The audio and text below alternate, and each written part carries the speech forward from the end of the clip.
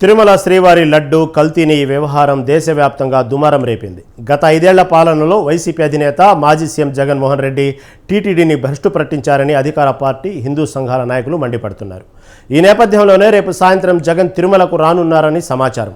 అయితే జగన్ను ఎట్టి పరిస్థితుల్లో అడ్డుకుంటామని అలిపిరి పాదాల మండపం వద్ద ఏపీ సాధు పరిషత్ సభ్యులు నిరసన తెలిపారు. జగన్ గోబ్యాక్ అంటూ నినాదాలు చేశారు. దీనిపై మరింత సమాచారం మా ప్రతినిధి ప్రసాద్ అందిస్తారు. శ్రీవారి లడ్డూలలో కల్తీ నెయ్యి జరిగిందన్న వ్యవహారం దేశవ్యాప్తంగా ప్రకంపనలు సృష్టించింది.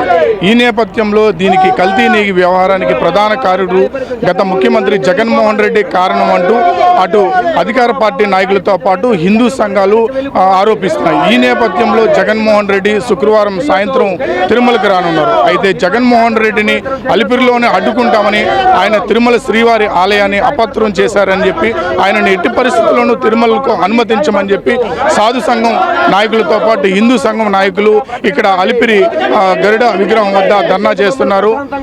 జగన్మోహన్ రెడ్డి రేపు సాయంత్రం తిరుమలకు రానున్నారు. అసలు మీరు ఎందుకు జగన్మోహన్ రెడ్డి అడ్డుకోవాలని ప్రయత్నిస్తున్నారు? అయ్యా, ఆయన హిందూ ధర్మాన్ని కించపరిచారు.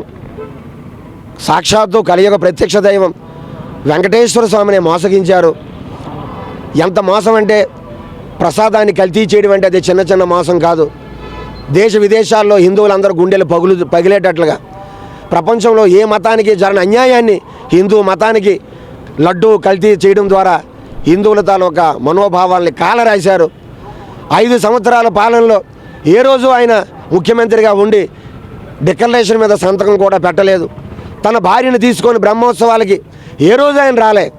ఆ ముత్యాలు, తలంబ్రాలు, పట్టు వస్త్రాలు ఇచ్చేటప్పుడు ఆయన ఒక్కడే వచ్చాడు తప్ప తిరుమల క్షేత్రం తాలూకా ఆచారాలని మంట కలిపారే తప్ప ఏ రోజు అక్కడ ఉండేటువంటి ఆగమ శాస్త్రాన్ని, అక్కడ ఉండే ఆచారాలను ఎప్పుడు కూడా ఆయన గౌరవించలే. హిందుత్వాన్ని కించపరిచారు. 250కి పైగా రామతీర్థంలో రాముడికి శిరస్సు ఖండించి విజయవాడ కనకదుర్గం వెండి సింహాలు మాయమైపోయి అంతర్వేదిలో రథాలు తగలబడిపోయిన ఒక్కరోజు కూడా మాట్లాడలే. మొన్న మాట్లాడారు ప్రెస్ మీట్ పెట్టి. ఒక్కరోజు ముఖ్యమంత్రిగా ఖండించలే.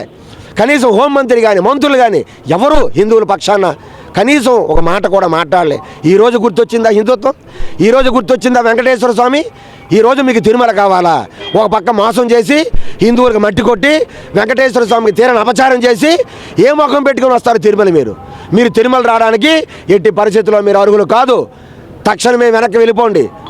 మీరు చెప్పండి, జగన్మోహన్ రెడ్డికి తిరుమలకు వస్తున్న నేపథ్యంలో వివిధ పార్టీల నాయకులు ఇప్పటికే ఈఓని కలిసి డిక్లరేషన్ మీద సంతకం పెట్టిన తర్వాత దర్శనానికి అనుమతించాలంటున్నారు. ఒకవేళ జగన్మోహన్ రెడ్డి డిక్లరేషన్ మీద సంతకం పెడితే ఆయన దర్శనానికి మీరు అనుమతిస్తారా?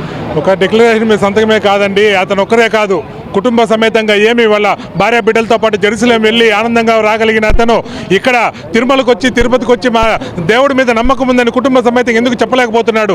హిందువులంటే కేవలం ఓటు బ్యాంకుగా చూస్తున్నటువంటి వీళ్ళ మనసు మారాలి. ఖచ్చితంగా వీళ్ళు మార్పు రావాలి.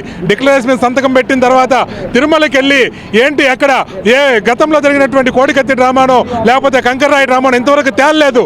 అతను సీఎంగా ఉండే ఆ కేసులు ఇంతవరకు తేలలేదు.